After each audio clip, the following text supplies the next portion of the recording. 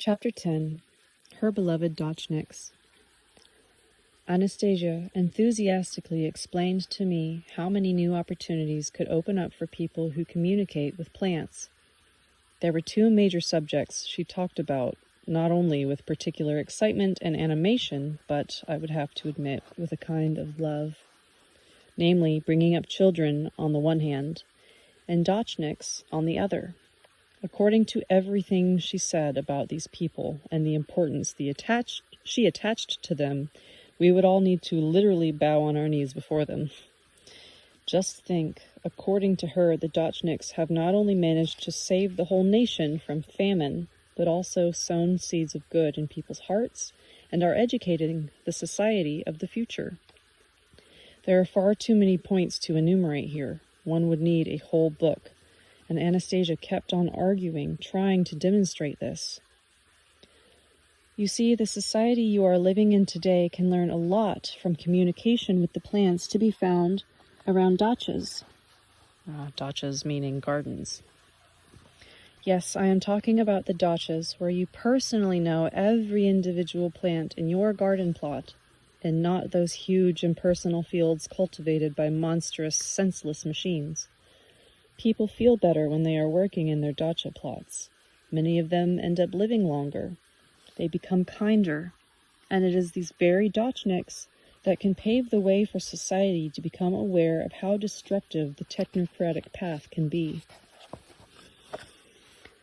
Anastasia, whether that's true or not is, for the time being, beside the point. What's your role in all of this? What kind of help can you offer? Taking me by the arm, she led me over to the grass. We lay on our backs, the palms of our hands turned upward.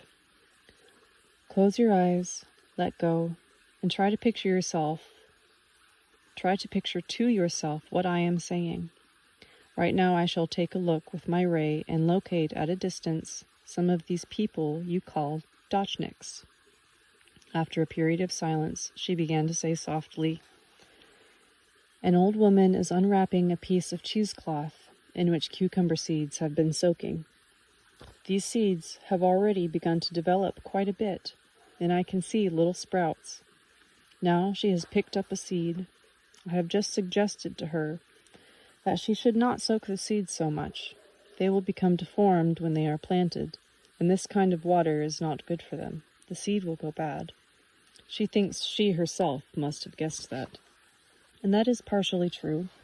I just helped her guess a bit. Now she will share her idea and tell other people about it.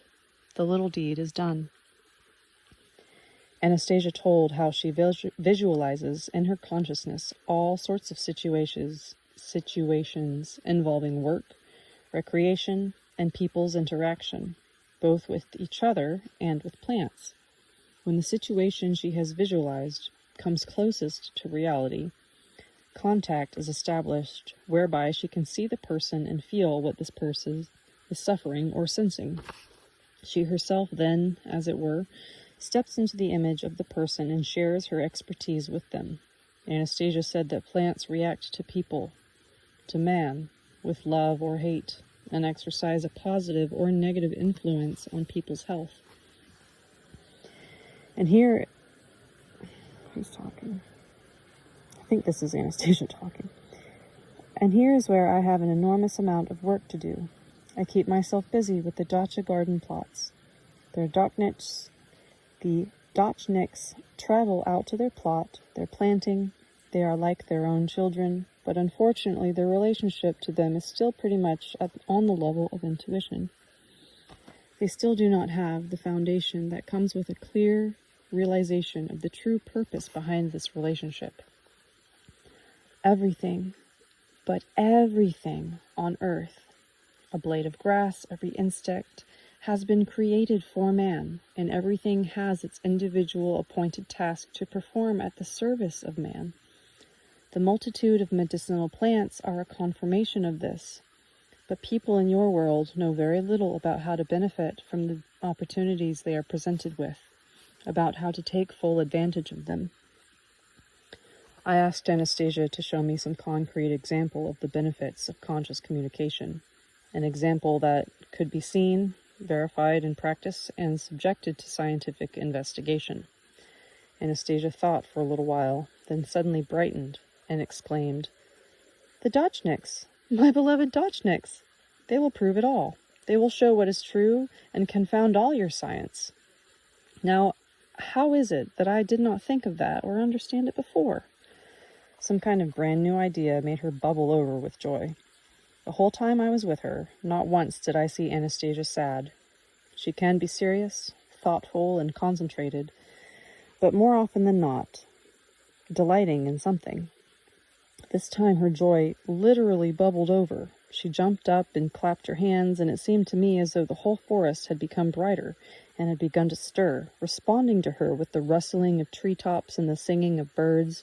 She whirled round and round, and as though she were doing a kind of dance. Then, all radiant, she once again sat down beside me and said, "Now they will believe. All on account of them, my dear Dachniks. They will explain and prove everything." Trying to bring her a little more quickly back to the topic of our interrupted conversation, I noted, "Not necessarily. You say that every insect has been created for man's benefit, but how can people believe that when they look with so much loathing on the cockroaches crawling over their kitchen tables? What, can it be that they too have been created for our benefit?"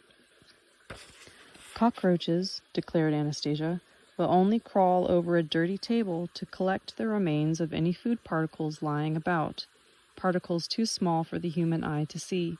They process them and render them harmless before discarding them in some secluded spot.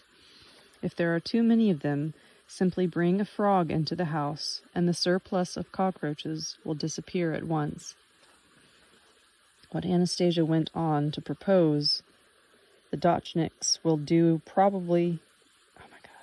What Anastasia went on to propose the Dachniks will probably contradict the principles of the plant sciences, and will certainly contradict the commonly accepted methods of planting and cultivating various garden plot crops.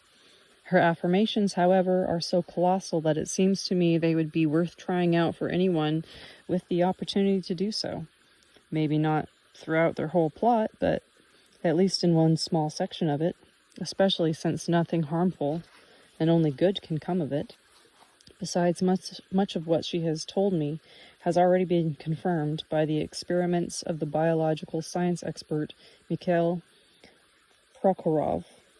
Footnote: Mikhail Nikolaevich Prokhorov, director of ecological programming for a private firm in Moscow with a doctoral degree in biology, the author of numerous studies on the interaction of people and plants.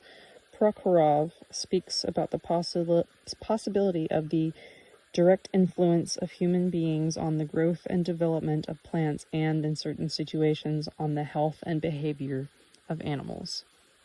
End footnote.